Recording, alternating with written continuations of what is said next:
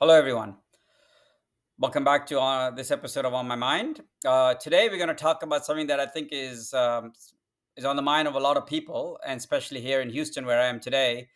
It's really the implications of the recent court decision in the District of Columbia, which is Washington D.C. The courts that ruled against FERC.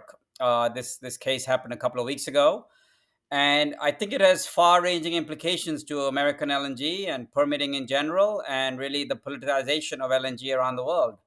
Um, it's obviously matters to me, not only because I founded Texas LNG, but I'm not going to talk about anything on that basis. It's really about what the big picture might mean and the implications of this decision. For those who are not familiar, in a nutshell, Texas LNG and Next Decade, two projects in South Texas, received their FERC permits in 2019. In 2020 or 2021, I can't remember when, they were challenged. The FERC permits were challenged by the Sierra Club, which is a so-called environmental anti-development NGO, but for all purposes, it seems to be a law firm disguised as an environmental entity. It seems to be, at least from my personal point of view. But they challenged FERC and said that the FERC did not, FERC, which is a US regulatory body, the Federal Energy Regulatory Commission, they claimed that FERC did not properly analyze the environmental justice implications of their permit, the granting of the permit for both Texas LNG and for Next Decade. Specifically, they were challenging the air emissions and whether the proper air emissions analytics and the data collection was done to check the impact on the nearby community. Uh, so this was unusual in itself because at that point we had both projects had already received their permit for over a year, and FERC then sent more data requests to these both projects. Both projects complied, and a year or so later, everything seemed to be okay, and both projects were happily progressing. Next Decade reached FID last year, I think July last year, and they were well under construction this year. And it was a major construction, I think somewhere between 10 and 15 or $20 billion construction project that was probably, for all accounts, seemed to be going in full swing. And in fact, Next Decade announced that they were going to try to declare FID on their next train, Train 4, and that everybody expected that to happen in a couple of weeks at the Gas Tech show that's coming up in Houston. Next Decade, so obviously was under construction, and Texas LNG has been making a lot of announcements that seem to indicate that they're getting closer to FID. But of course, it's always uncertain when they'll get to FID. But the signals were looking very positive from everybody's point of view. And then out of the blue, on August the 2nd, we heard that there was a challenge, yet again, a second challenge by the Sierra Club against FERC. So not against the projects, but against FERC, and basically alleging that FERC did not follow the proper procedures. Once they received that new data, they should have released the environmental impact statement or a supplemental environmental impact statement. Now, I feel this is a bit of a technicality, and I'm sure most people feel that way, but there was enough for the DC court to say, yes, they agree that FERC did not follow the proper procedures. Remember, this is the second challenge to the permits, and you would like to think that permits are a final approval to go ahead and begin construction, which is exactly what Next Decade did. So that decision was passed out on August the 2nd. I think there's another couple of weeks before FERC can appeal that decision. And if it does appeal the decision, then I think we go through some litigation, and I don't know what the legal challenges will be.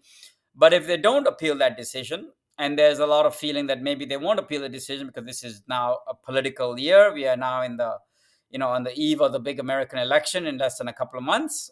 And is FERC going to be willing to fight this battle or not? I think it's hard to say. But if they don't appeal the decision, my understanding is then that decision holds, and these projects will have to probably go out and then reissue the data, and a new environmental impact or supplemental environmental impact statement will have to be released. Now, this is just my understanding. Again, I have no any private information. That's just what is out in the public domain. But I guess I want to talk about really the implications of this is. A project spends a lot of time and effort trying to get its permits. This is always the big hurdle. Once you get the permits, you feel now you have the government permission to go ahead and build the project. And this is when you can actively go out and raise money and funding and construction and sign EPC contracts and sign binding sales deals and actually now begin construction and hopefully get the project into commissioning. The fact is now that these both projects received their permits in 2019. The permits were challenged once, and now they're being challenged again.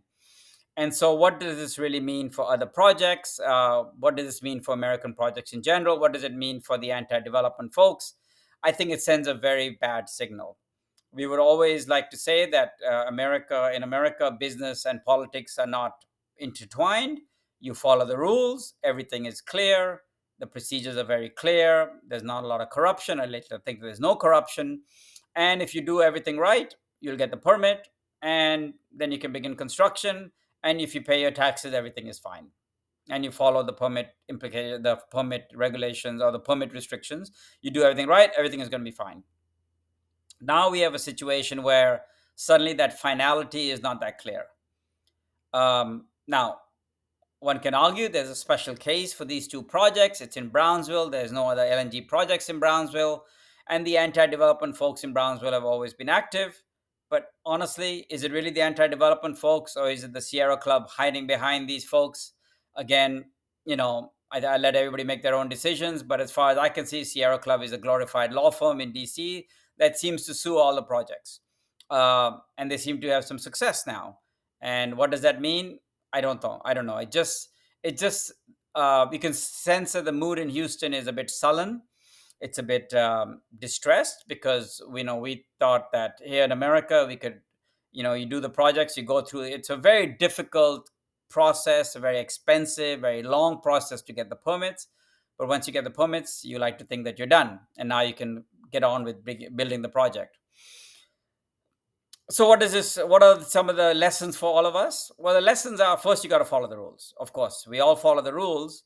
We would like to have a belief that the person who's deciding the rules, in this case FERC, has the authority to give us the permit. And FERC always had the authority to. But now that authority in some ways is being challenged, and FERC is becoming more political, because now we are all going to be watching whether FERC appeals a decision or not. And there's some people I've talked to in the last few days who said, well, FERC may not appeal the decision because this is the election year. And I hate the fact that the election has anything to do with this. We already went through one politicalization of American LNG, which is the pause on the DOE approvals, or the non-FTA approvals. That was in January this year. It's still in place. It's hurt a lot of projects. But when I justified that, and I may have said this on the video, that President can appoint the Secretary of Energy, and that makes the Department of Energy, I guess, sort of political, even though we like to think it's bureaucratic and not political, but there is a political angle to it. But FERC does not report to the DOE. FERC reports to Congress. There's independent commissioners that Congress appoints, and we would like to think that that is an apolitical, a regulatory body that should be based on competence and rules and regulations and science and technical data. Unfortunately, now it looks like it's getting political, and I think that's not a good sign. On the other side, I think we can underscore that it really, when you're developing a project like I am in Louisiana, you have to have a social license to operate. You have to be cognizant of the community. You have to work with the community. You have to make sure you don't railroad things through the community. I just did my open houses in Louisiana, and the community is upset. The community is upset because they are hosting other LNG projects that have not, in their view, done all the right things with the community, and they're feeling the implications of that. One can argue that if the community is on your side and they see the benefits, overall benefits versus the non-benefits of hosting an LNG project, the economic benefits, the jobs, the taxes, the economic activity, the multiplier effect, all of these things are very, very important. Then the community will support the project and would not let these DC law firms kind of do things and kind of take over. And so I would like to think that having community support will help reduce the risk of all of these things. Another thing that it seems to come up an awful lot, and there's still not, I think, a very clear definition, is environmental justice. Obviously, One can argue that that means that you have to have the social license to operate, you have to do justice by the environment, you have to be cognizant of the community around you, and make sure that they support the project. Around the world, either the US or in India or Indonesia or Africa, wherever, we tend to have low income communities close to industrial plants. It's a cause and effect. Did the industrial plant come first and then low income communities come around it? Or were the industrial plants located in low income communities, or they were not located in high income communities because the high income communities have the resources to fight those projects? That's for all of you guys to decide what came first, the chicken or the egg here. But the point is that we now have to be cognizant of this, and we have to do what we can, recognize the neighborhood that we live in, and do all the right things. So that's kind of a motherhood and apple pie kind of a statement. I think there's no shortage of examples in our industry around the world that haven't done the right things, and the local community suffers. I would like to think that you locate the industrial plant as far away from large communities as you can. You're never going to be away from everybody, but as much as you can from large communities, from schools, from places of thing, or places of where the community comes together, such as schools or other community centers. You want to be far away from these, and you want to make sure your emissions are as low as possible, and you're doing everything can to be a good neighbor. um, I think everybody says it. Does everybody do it? You can look in your own backyard and say whether it's a case or not. But one can argue, and I'm not making that argument, but that having a local community support will then resist the efforts of outer towners such as the Sierra Club coming and try to railroad the local community to become harmed by a project. If the Sierra Club comes in and they cannot find anybody that can say that they're harmed by the project, well, they're probably not going to have much of a case in front of the government. In Brownsville, obviously, they have found what they call people that are hurt by the projects. I think it remains to be seen how real these people are and how much they really represent the true community. But the bottom line is the Sierra Club and others hide behind these groups and push their projects through. But in the big picture, what does this mean? It really gives an opportunity for the competitors to come in. The world is not going to stop using LNG because Sierra Club has sued Texas FERC against the permit to next decade in Texas LNG. Far from it. All we are doing is encouraging China and India and Indonesia and all these places to build more coal-fired power plants, because now gas is going to be more expensive. LNG is going to be more expensive because there's less supply in the world.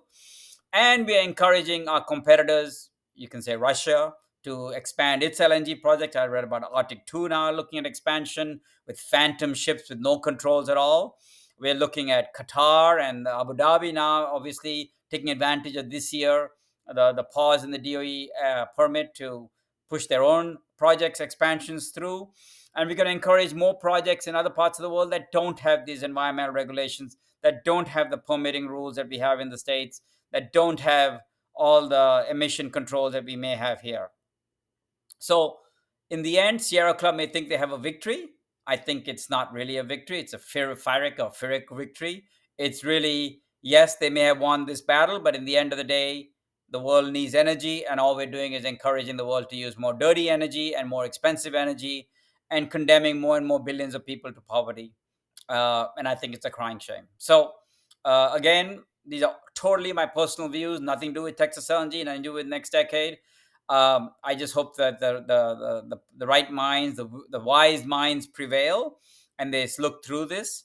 But I'm afraid because the politics involved, especially this year, this season, 3 months away from the American election, that we may get a decision that is not great for anybody. It's not great for the world. It's not great for the energy starved people of the world. It's not great for the communities. Literally, can you imagine the lady that runs a taco shop or the taco truck selling food to the construction workers at the next decade site, and now the work has to stop? She's the one impacted. That little taco truck owner, the lady, the people who are renting rooms to the workers, the people who are selling supplies, they are the ones that are impacted if the construction has to stop. Yes, of course, next decade gets impacted. Yes, of course, Texas Energy may get impacted, but it's also the little person in these communities that can be impacted. And I think the Sierra Club and all should be held accountable for all of that, because they are actually now depriving the community the people that are really grieved in the community of economic livelihood. And just because they are representing quote unquote retired folks on the beach in Port Isabel, is that really representative of the community? I think not. Uh, anyway, I'm sure this will have some reactions. I look forward to your comments. Again, I remind everyone these are purely my personal views based on public information. There's nothing that I've said is based on any kind of confidential information, but it's just not a good sign. We always used to say American LNG is not political. It's not going to be controlled by the government. It is not controlled by a national oil company like Qatar is, Abu Dhabi is, or Saudi is, Russia is. These are private entities going to do the private thing. And apart from getting our permits, we don't have much interaction with the government. Um, it's hard and hard to make that argument. But let's hope we do the right thing. For Gulfstream, I think we have learned from these things. Project is very far from the community. I think I have the last permittable site on the Gulf Coast, as I've said, because the community is supportive. The community is it needs the economic activity, and I think we have told the community. I think we actually mean it that we want to be one of the good guys, as I said on my website. So there's a lot of us who I don't think are the good guys, and we sometimes pay the price for it. When we ignore the community, we pay the price. And I'm not saying Texas Energy or Next Decade has ignored the community, but in general terms, our industry around the world has not always done the right thing by the community. Thanks. Bye.